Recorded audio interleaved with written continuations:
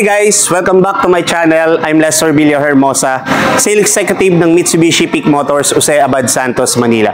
For today's video guys, nandito ako ngayon sa aming stockyard para i-present sa inyo ang aming 2025 Expander GLS Automatic Transmission. So guys, quick review lang tayo. So i-discuss ko na rin sa inyo yung kanyang price, promo, and then previous na makukuha mo dito sa unit na to. So guys, samahan nyo akong panoorin at review itong ating 2025 Expander GLS Automatic Transmission.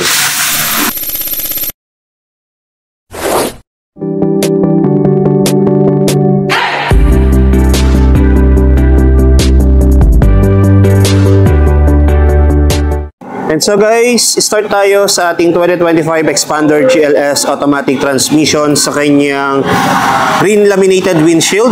Yan po yung ginagamit natin sa kanyang salamin. And then pagdating naman sa kanyang harapan, mapapansin natin honeycomb grille na rin po yung ating ginagamit.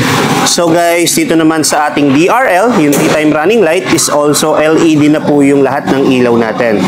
Then sa ating T-shade headlights, LED na rin po tayo. So guys, mapapansin nyo rin dito sa may baba, dynamic shield concept na rin po tayo, and then meron po tayong ready for fog lights. Di ba? May fog lights na rin po siya, may fog lamps na po. And then dito po sa kanyang gilid, both side po is ganun din, no? So LED and then T-shape headlights na rin po ang ating ginagamit. And so guys, ito yung ating engine na ginagamit pagdating kay ating Expander. So 1.5 liter, 4 inline, double overhead cam, 16 bulbs, gasoline with MyBEC technology. 4A91 po yung ginagamit nating engine sa kanya. So guys, pagdating naman sa maximum power niya is 104 by 5 by 6,000 RPM. So sa maximum torque naman guys, ito nasa 141. Sobrang lakas ng hatak na itong Expander by 4,000 RPM. Then marami rin nagtatanong ng mga clients natin, ano bang suspension ang gamit natin pagdating kay Expander? So guys, sa kanyang harapan is naka MacPherson strut with coil spring and with stabilizer.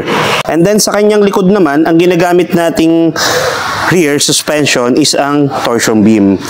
So guys, yan yung dalawang suspension na ginagamit natin pagdating kay Expander. And so guys, sa ating tires and wheels naman, no, pagdating sa ating tires, 205 by 55 R17, and then sa kanyang wheels, pagdating kay Expanders, naka 17 by 6.5 J2 tone alloy wheels na rin po tayo. And so guys, pasok tayo dito sa ating unit, sa ating interior ng ating Expander. So guys, makikita nyo dito yung all power natin na central door lock, and then sa window natin. And then ito naman yung switch ng ating steering wheel. So guys, 3-spoke leather wrap na rin po yung steering wheel natin with hands-free button po dito sa ating kaliwa. So guys, pwede ka rin tumanggap ng calls and then mag-out ng calls. So guys, dito naman sa ating right side, meron tayong tinatawag dyan na cruise control.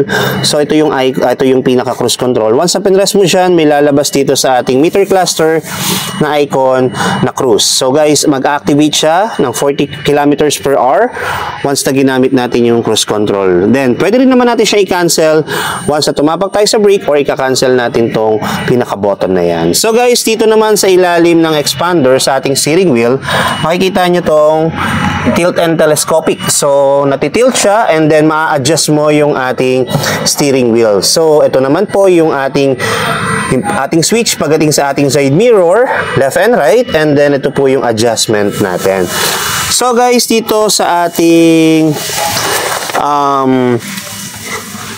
9-inch touchscreen smartphone link display audio. So guys, ito na po yung pinaka bago ngayon ni Expander GLS, naka 9-inch na po tayo with Apple CarPlay and Android Auto compatibility.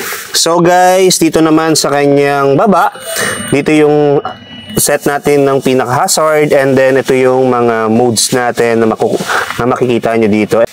Then guys, dito makikita nyo meron tayong USB port and then yung ating 12 volts na saksakan. And so guys, dito makikita natin dito yung ating transmission. So guys, pagdating sa ating transmission sa automatic is 4-speed, and then sa ating manual is meron tayong 5-speed.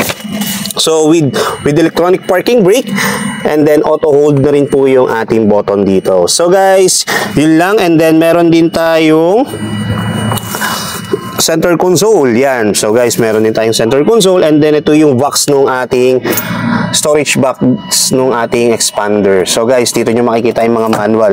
And then pagdating naman dito sa ating horizontal axis dashboard natin. So guys, ito pinaganda lalo ng ating yung ating expander po ng ating design with soft touch material na rin po yung ginagamit natin dyan. So naka-leather na rin po yung bandang dito.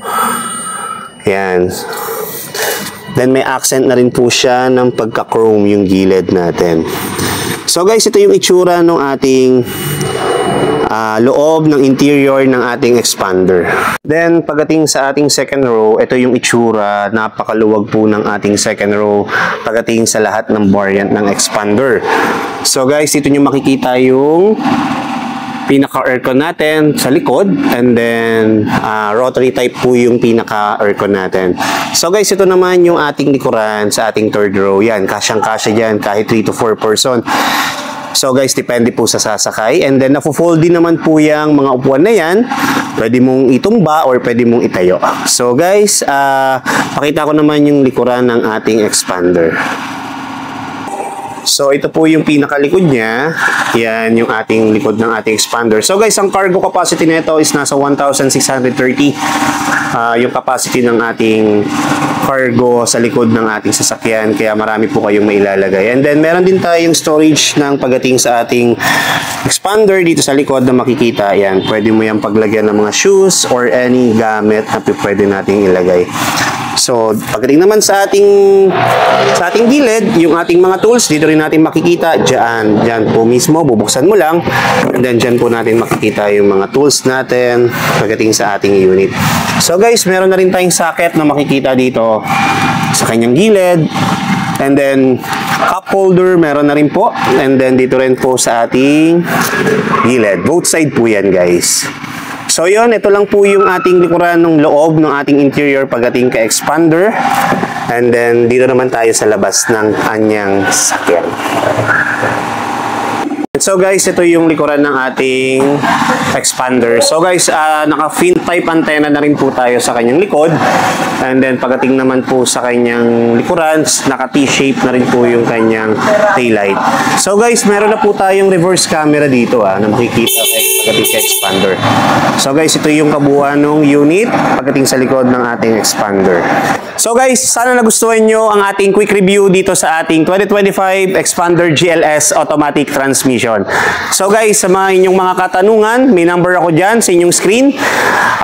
Ready for Viber, and then WhatsApp na rin po yung numero na yan. So guys, ano pa iniintay nyo?